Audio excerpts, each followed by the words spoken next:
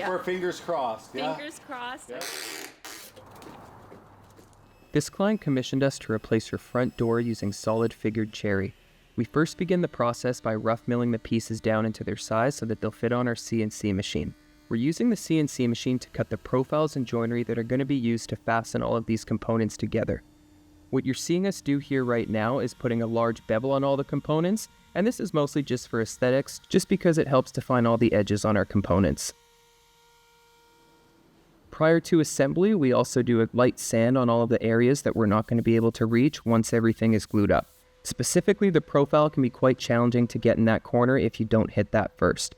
And here you can see a good example of the joinery that we're using. So it's stile and rail joinery, we're using Titebond 3 as an adhesive, and then we're using wood dowels to further strengthen this joinery.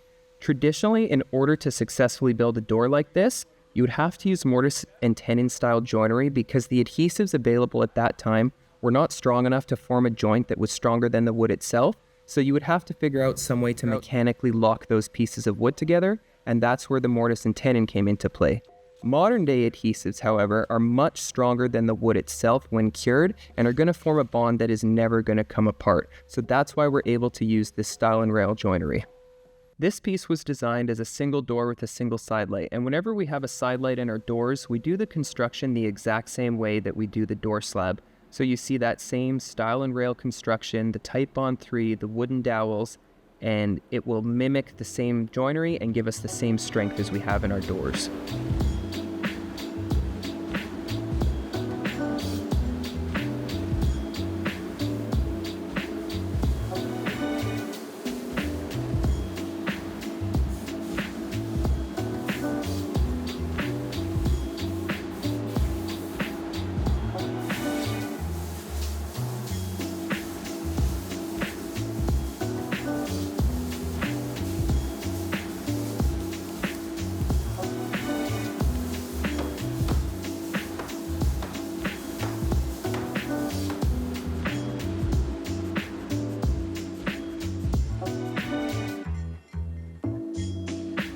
While the door is in the clamps and we're waiting for the glue to cure, we can begin working on the frame.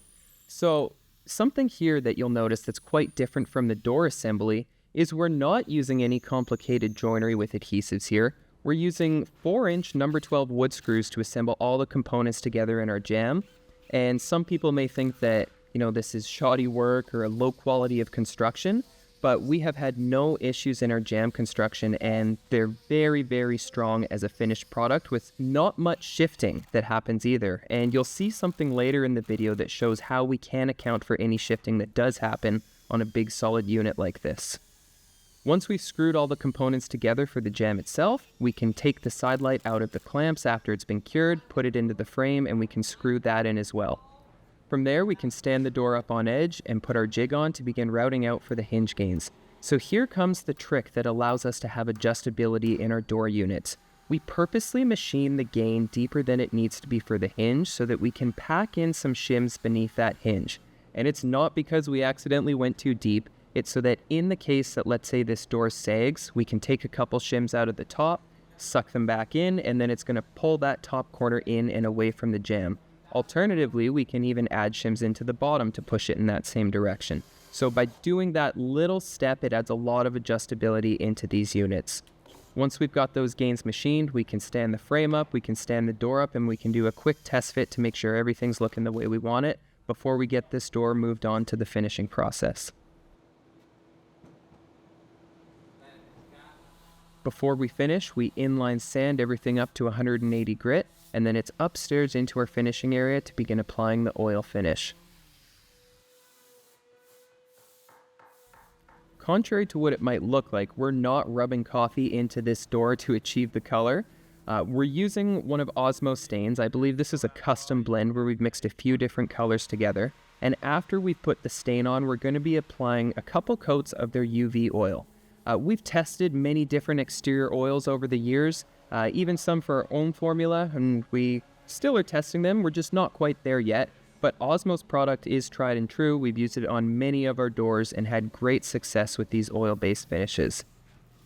In the past, we used to use film-forming spray finishes, which worked initially, but you would get a maximum lifespan of about 5 to 10 years, especially in environments that had high UV exposure, and you would get this eventual flaking and peeling that could only really be fixed by a full stripping and respraying of the door, which in some cases with labor could cost like $5,000. With an oil finish, when it comes time for maintenance and it's looking a little dry, all we do is we go and scuff the door up with a gray pad, rub a new coat of oil on, come back in a week and add some ceramic, and it essentially looks brand new.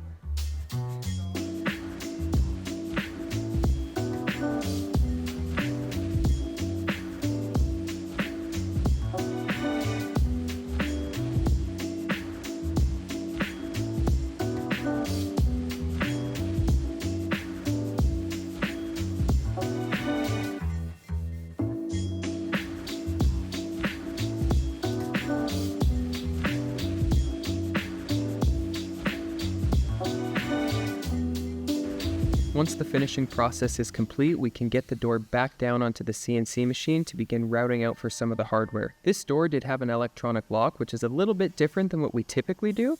Usually it's just a full mortise lock set, but in the recent past, we've seen quite a few more customers requesting these electronic locks to go with their smart home systems. Once it's off the CNC machine, we can pound in some of that hardware, fit that lock onto the front side of the door, and then it's time to lift in these panels to get the final fit and this door ready for install.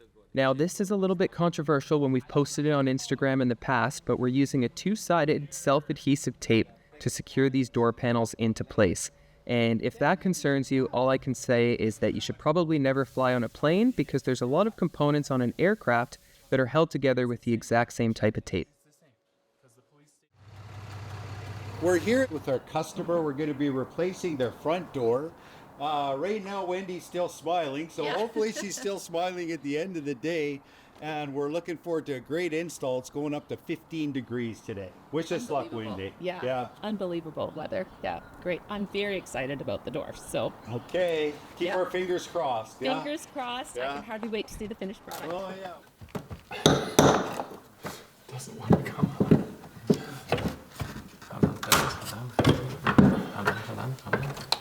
There's just a couple like big nails on this side. Yeah, I can see it. Okay. Wow. See? Good job. There, probably sideways. And down, I guess. Okay. And watch yourself, because it might spring loose. So why don't you go over there and grab it? So I want to go down. I've lost the screws. No. Okay. Hold the doors free. Okay. No, don't let it hit the floor. Don't let it hit the wood floor. Let's just go out like this. Okay. Feel good? Yeah. Just take it slow. All right, just. Okay. Back here, but it's okay. It's coming loose. Okay, down she goes, guys. Now, I don't know if it's stuck on the bottom, so kind of pull it out. Pull. Stay parallel.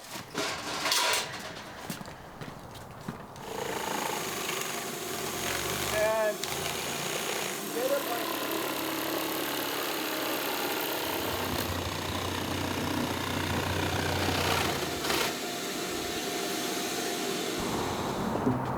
okay, we lift.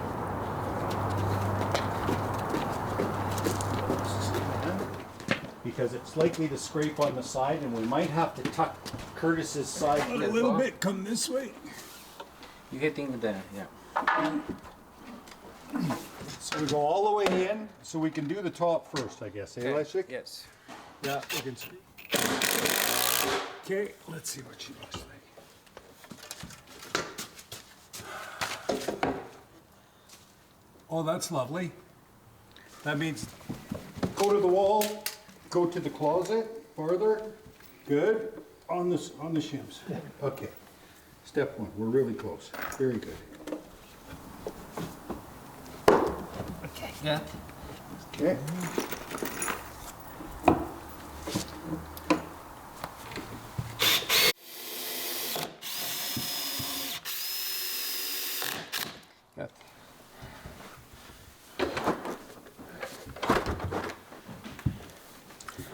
Okay, it looks pretty close on the top, right?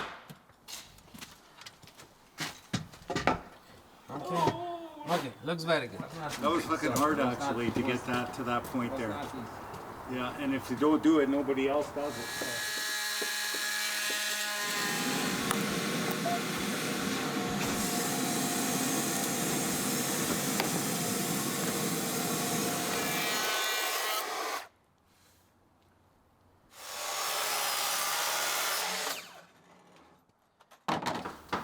You guys, everything, grab whatever you want out of the truck.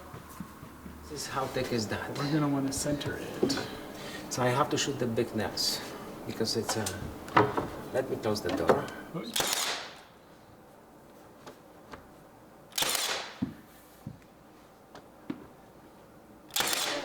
Gonna put ceramic on it right now.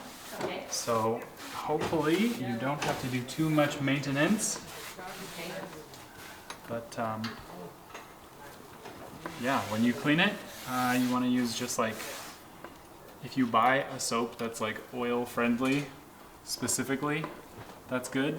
Just don't use Windex. Windex and oil are not friends. Okay, well, Wendy, we were here 6 hours ago this morning, first thing. About 9 o'clock, it's now 3 o'clock.